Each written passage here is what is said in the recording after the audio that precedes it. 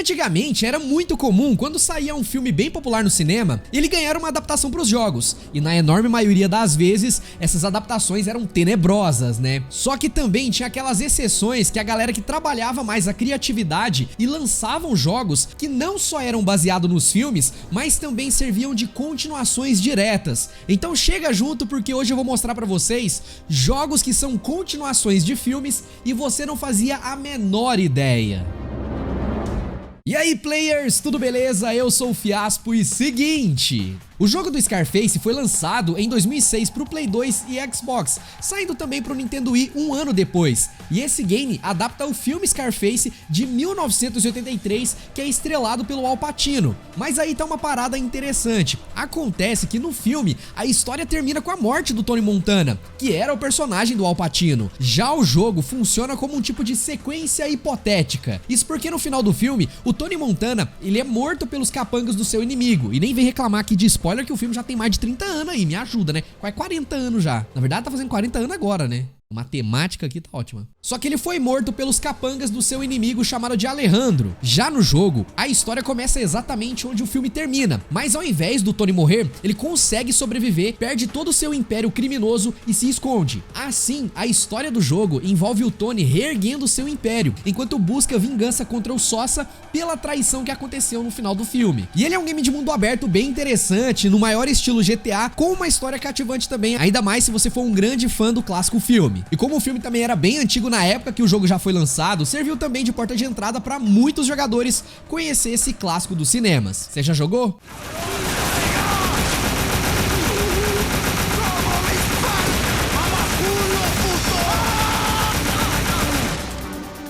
O ano de 2012 foi quando a Sony lançou nos cinemas o primeiro reboot do Homem-Aranha, estrelado por Andrew Garfield. Na época da trilogia estrelado pelo Tobey, cada filme da antiga trilogia também ganhou uma adaptação para os videogames, mas todas elas adaptavam literalmente a história dos filmes. Às vezes adicionavam algumas coisas novas, um personagem ou outro que não aparecia nos filmes aparecia nos games, só que mais para estender a jogatina e continuar a história no geral. Porém, com Amazing Spider-Man, eles decidiram fazer diferente, trazendo uma história que serve de continuação direta do filme de 2012, começando alguns meses depois do acontecimento do filme, que pra quem não lembra, no primeiro filme do espetacular Homem-Aranha, a gente descobre que a Oscorp fazia experimentos com DNA de animais, e um desses experimentos resultou na aranha radioativa que mordeu o Peter e transformou ele no Homem-Aranha. E o outro experimento transformou o Dr. Connors no lagarto, que resultava nos eventos do primeiro filme. Já no jogo, outros experimentos da Oscorp envolvendo animais acabam saindo do controle e fogem da empresa. Entre esses experimentos estava o Escorpião e o Rhino, por exemplo. E o Aranha tem que derrotar essas criaturas enquanto lida com a Oscorp tentando abafar todo o caso. O jogo ainda conta um pouco dos detalhes do Aranha libertando o Dr. Connors da prisão para o cientista ajudar a encontrar uma cura para os experimentos que transformou essas pessoas nessas criaturas. E vale observar também que o segundo filme dessa franquia, o Espetacular Homem-Aranha 2, simplesmente ignora os eventos desse jogo aqui, tá? Então, apesar do jogo continuar a história do filme, ele não é canônico pra continuação do Spider-Man 2. Tanto que o Rhino aparece no filme num contexto completamente diferente. E o jogo é aquele mundo aberto como nos games anteriores do Aranha, apesar de não ser considerado tão bom quanto o clássico Spider-Man 2 de PS2, por exemplo. E uma das coisas que a galera reclamava bastante na época que ele foi lançado era o sistema de teias, já que o Aranha voltou a atacar as teias pro céu, igual era no estilo do PlayStation 1, que a gente adorava, a gente entendia porque aquilo acontecia, porque limitações gráficas, mas agora um jogo de geração Xbox 360 e PlayStation 3 voltar a soltar a teia no céu, sendo que no Play 2 a teia já grudava ali nos prédios, era a maior doideira, tecnologia inovadora,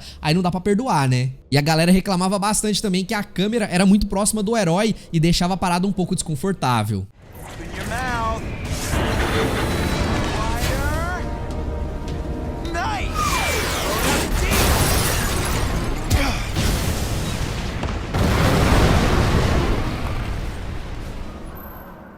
Isso aqui muita gente não sabia, mas o jogo do Justiceiro lançado em 2005 pro Play 2, Xbox e PC é considerado uma continuação do filme do Justiceiro, que foi lançado no ano anterior. Inclusive, o ator do Justiceiro no filme, o Thomas Jane, reprisou o papel dublando o Justiceiro no jogo. Talvez você não tenha notado isso porque você assistiu o filme dublado, né? E a história do game basicamente mostra o Justiceiro continuando sua campanha de combate ao crime depois dos eventos do filme. E no começo da história, ele é preso e ao participar de um interrogatório laboratório, ele começa a contar tudo o que rolou até ali. E a campanha de combate ao crime do Justiceiro, inclusive, colocou ele para lutar ao lado da Viúva Negra e do Nick Fury, por exemplo. Ele também lutou contra o Rei do Crime e o Mercenário. Até mesmo com o Demolidor e o Homem de Ferro fizeram uma aparição rápida nessa história aqui. E uma coisa que comprova que esse jogo é sim uma continuação do filme de 2004 é o vilão Retalho. Isso porque nessa história o Retalho é o John Saint, um dos inimigos que o Frank Castle enfrenta no filme. E no filme, o John Saint aparentemente morreu com uma explosão provocada pelo Justiceiro, mas no jogo é revelado que ele sobreviveu, ficou todo desfigurado e se tornou o vilão Retalho. Quem também aparece no filme e volta no jogo é o Russo, o vilão Brutamontes que quase mata o Justiceiro no filme. He just had eye surgery, sensitive to light. That's why he's wearing glasses.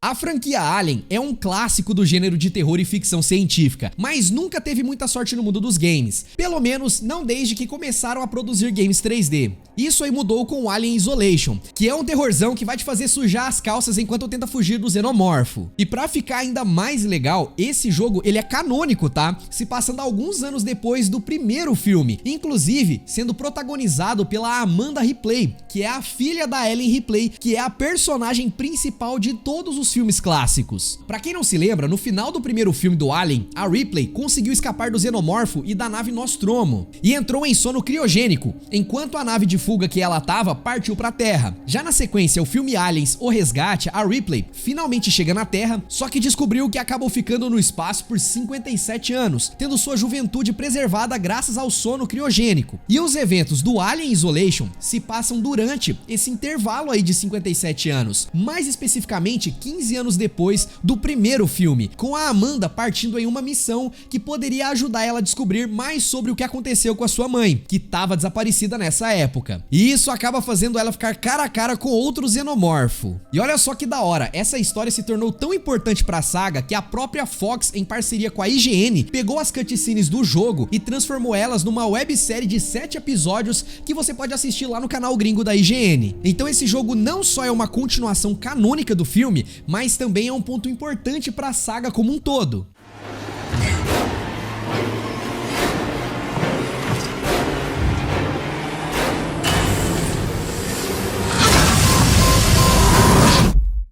Ghostbusters The Videogame. Esse jogo aqui é uma das adaptações de filmes mais legais que já fizeram. Eles conseguiram levar o clima da franquia Caça-Fantasmas pros videogames como um ótimo jogo de ação e aventura. A história se passa 2 anos depois do Caça-Fantasma 2, trazendo boa parte da galera dos filmes de volta e ainda incluindo um novo membro para a equipe de Caça-Fantasmas, que seria o nosso próprio personagem. A história começa com a primeira missão do nosso personagem como um caça-fantasma, mas logo a coisa fica bem mais feia quando o Stay Puft, o monstro Marshmallow do primeiro filme, misteriosamente volta e os caça-fantasmas têm que lidar com ele de novo. A partir daí, os heróis começam a investigar o misterioso retorno do monstro e outros fenômenos que podem estar relacionados a isso. O jogo, ele foi escrito pelos próprios criadores da franquia, que afirmavam que se você tava atrás de um Caça-Fantasma 3, era só jogar esse game aqui. E mesmo com os novos filmes que se passam quase 30 anos depois dos primeiros, a história do jogo parece que ainda é canônica. Got him on the ropes, Lobster! Land the last one so we can go home!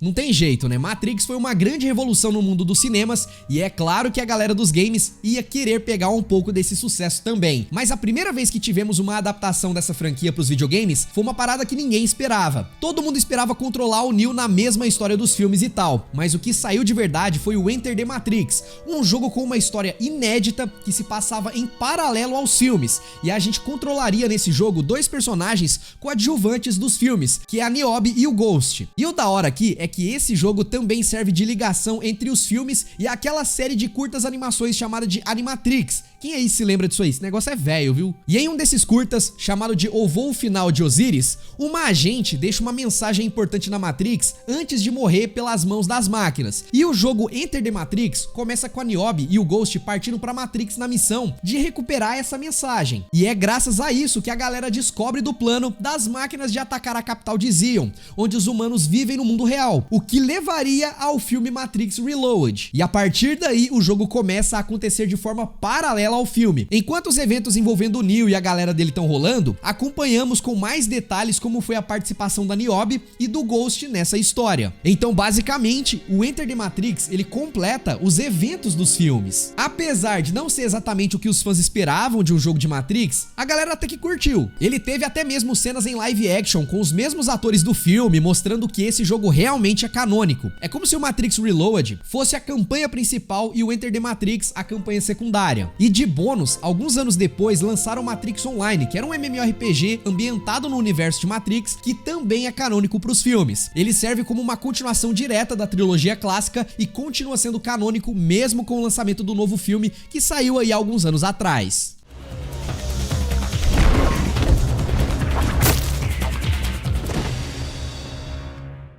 Antes da Marvel bombar nos cinemas com o universo cinematográfico da Marvel, os X-Men estavam com tudo com os filmes deles que saíam desde o começo dos anos 2000. Mas o que pouca gente sabe é que existe um jogo baseado nesses filmes e que conta uma história inédita. E esse jogo é o X-Men The Official Game. A história dele se passa entre o X-Men 2 e 3 e é mais uma história dos X-Men enfrentando inimigos mutantes que querem acabar com os humanos ou os humanos que querem acabar com os mutantes. O detalhe é que nesse jogo aqui a gente controla 3 personagens específicos, que é o Wolverine, o Noturno e o Homem de Gelo. A história desse jogo meio que foi feita justamente para explicar o que aconteceu entre o X-Men 2 e 3 e basicamente aborda os X-Men caçando o Magneto depois do que ele fez no final do X-Men 2, que pra quem não lembra, ele quase usou o próprio Xavier para tentar acabar com a humanidade. E essa busca pelo Magneto acaba colocando os X-Men para enfrentar inimigos como Sentinelas e a Hydra. E o legal é que esse jogo mostra como o Fera voltou a se associar aos X-Men e até mesmo explicou por que o Noturno não volta no terceiro filme. E por mais que a proposta desse jogo parece ser meio jogada, ele conta até mesmo com os atores dos filmes dublando seus personagens, o que é bem da hora. Defeated? But how? E agora pra finalizar aqui com uma franquia que é um clássico, e eu tô falando aqui do De Volta pro Futuro, que teve uma trilogia muito amada que saiu nos cinemas, e pra surpresa de muita gente, até hoje se mantém intocada, não ganhando continuação e nem remake. Isso nos cinemas, porque nos videogames a franquia ganhou sim uma continuação que foi feita pela Telltale Games, que foi o Back to the Future The Game, que é um jogo point and click com uma história que começa depois do final do De Volta pro Futuro 3. Que eu não sei pra vocês, mas o meu favorito é o primeiro, cara. O primeiro é muito bom e o 3 é o mais fraquinho, mas ainda é um bom filme, mas é o mais fraquinho. Pra quem não lembra, no final do terceiro filme, o Dr. Brown, junto com a sua nova família, começou a viajar pela linha do tempo, usando uma nova máquina do tempo feita com um trem da época do Velho Oeste. E o jogo começa 6 meses depois disso. Com o Dr. longe, eventualmente a casa e as coisas dele começaram a ser confiscadas pra serem penhoradas ou coisa do tipo. E na busca por recuperar os documentos importantes sobre a viagem temporal do Doutor, o Marty McFly acaba descobrindo que o Dr. Brown tinha ido pro ano de 1931 e que uma notícia dizia que ele ia ser assassinado. Então uma nova aventura temporal começa com o objetivo de salvar a vida do Dr. Brown. Sendo um jogo da Telltale, a gente já pode esperar que tem bastante foco na narrativa, sistema de escolha que muda o caminho dependendo do que você vai escolher por aí, e os gráficos acabam levando aquele estilo mais cartunesco que é bem comum aí da empresa também, que já fez vários outros clássicos como The Walking Dead The Game. E é engraçado que esse jogo meio que ficou esquecido no limbo, mas tem uma história bacana pra quem é fã da franquia.